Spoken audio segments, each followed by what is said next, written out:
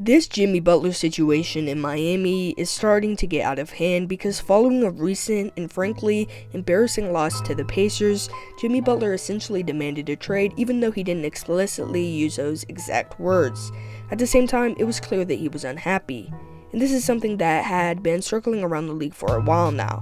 Shams was one of the first to report that Jimmy Butler had requested a trade from the Miami Heat, and naturally Bernie Lee, Butler's agent, tried to challenge Shams' credibility, claiming he was fabricating stories.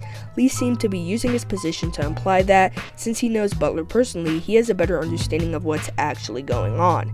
However, Shams has a unique way of getting into NBA circles and gathering information. I don't think NBA teams, agents, or players fully realize how much more savvy basketball fans have become. We notice the smallest details, and while not everything NBA insiders say is guaranteed to be true, we've come to trust them as reliable sources. And this is one of the examples where these NBA insiders turn out to be correct. About 20 days later or something, Jimmy Butler basically confirmed what we all suspected in a press conference. I just don't understand why his agent would risk his credibility if he knew there was a chance Jimmy Butler might lose control and say something he shouldn't.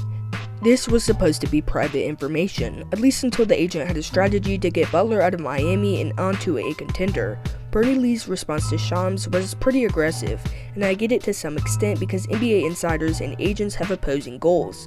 Lee wants to keep Jimmy's feelings about Miami under wraps to avoid damaging his reputation with other teams, giving him the best shot at a move. Meanwhile, Shams gets paid to dig into the NBA's in and outs and uncover valuable information that isn't easily accessible to everyone. And it wasn't just Bernie Lee trying to keep us fans in the dark about what was actually going on.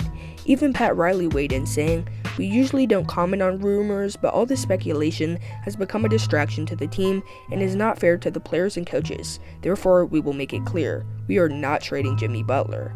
He basically lied to our faces, and I get why he did it, to maintain control over the team, but pushing Jimmy's hand like that only made an already tense situation worse.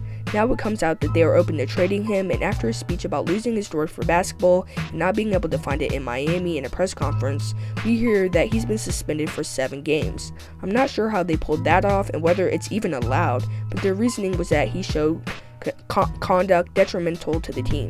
I can see why if a player publicly criticizes his team like that, it would be deemed unacceptable. But honestly, it kind of feels like the final blow. Jimmy's not someone who will stay silent, learn his lesson, and stay loyal to a team that hasn't been loyal to him.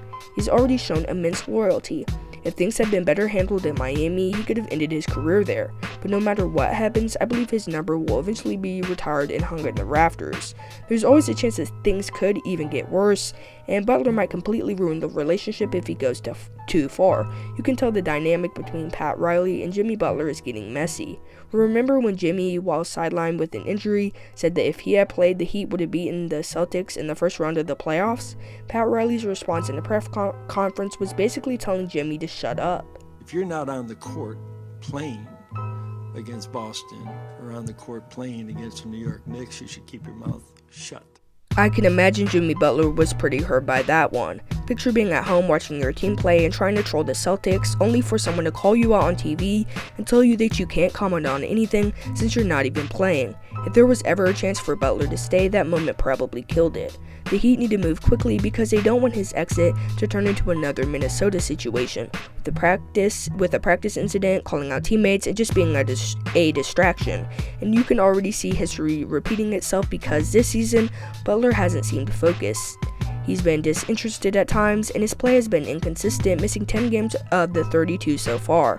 Now with this suspension, he'll miss even more time on the court as he got suspended for 7 games because of how he behaved. That said, I also try to see where Jimmy's coming from. His regular season numbers have been disappointing. He's averaging 17 points, 5.5 rebounds, and 5 assists, which is his lowest scoring average since his 3rd season in Chicago. Some people might say he's washed, and while I do think age could be catching up to him, I believe his distractions have played a bigger role in his decline than age alone. He's admitted himself that he's not enjoying basketball in Miami, and if you're not enjoying something, it's hard to give it your all. Throughout his career, it seems like he just coasts through the regular season, and this year has been an even more extreme version of that. However, we've seen him step up in the postseason before. The problem is that the Heat need to improve their seed to compete effectively. The Eastern Conference is wide open right now, with teams like the Orlando Magic making some noise. But as it stands, the Heat's record is 17-15, the same as the Bucks. I put a lot of blame on the front office for them being in this situation. It's not that they made any awful trades necessarily, it's just that their lack of moves has been a bigger issue. It's almost like they realize that they can't beat the top tier teams, even though I put them in that category with their current roster. If they could, they'd have a championship with Butler and Bam by now. This roster has never been exceptional. They do a great job developing what they've got, and Eric Spoelstra is a smart coach. But why not develop players who are already good? This offseason didn't seem like they were desperate to win. They added Alec Burks, which I'm not opposed to, but is that really a game-changing move? I don't want to act like they haven't tried. They went after Damian Lillard but lost out to the Bucks, and they pursued Donovan Mitchell, KD, Zach LaVine. There were plenty of rumors, but nothing came to fruition. I'm not sure if it's because they weren't willing to give up young assets, since the Heat have always prided themselves on trying to contend while also rebuilding, which is a tricky balance for any franchise, but that might have hurt them in the long run. Imagine how disappointed Jimmy Butler must have been time and time again seeing these big-name guys slip through their fingers. At one point, before Giannis signed his Supermax extension with the Bucks, there was talk that the Heat would be a strong contender for him in free agency. We know how that turned out. As for smaller moves, I thought adding Kyle Lowry at one point was a good addition. They've also gone after Terry Rozier, even though it hasn't panned out with him on the roster, and at one point they had Victor Oladipo, a high-risk, low-reward move if he could bounce back from his injuries, which didn't happen. Getting Kevin Love in his big old contract was another attempt, but that was really the best they could do. Jimmy has had some underwhelming rosters and still managed to lead them to 2 finals appearances. He's a big-time playoff performer, but when you don't have the pieces around you to get the job done, people are going to start getting frustrated. Butler's frustration is so intense that he said he'd rather play anywhere than in Miami. That feels like an overreaction though, because realistically he wouldn't be happy if he was traded to a team like the Washington Wizards, where he'd be playing alongside Jordan Poole, Kyle Kuzma, and Alex Sarr. What he really means is he wants to go to a true contender, and he's using anywhere to make the Miami organization look bad. Now let's look at some teams that may have been mentioned as potential destinations for him. The Mavericks are one possibility, but to make the contracts work, they'd likely have to trade Klay Thompson.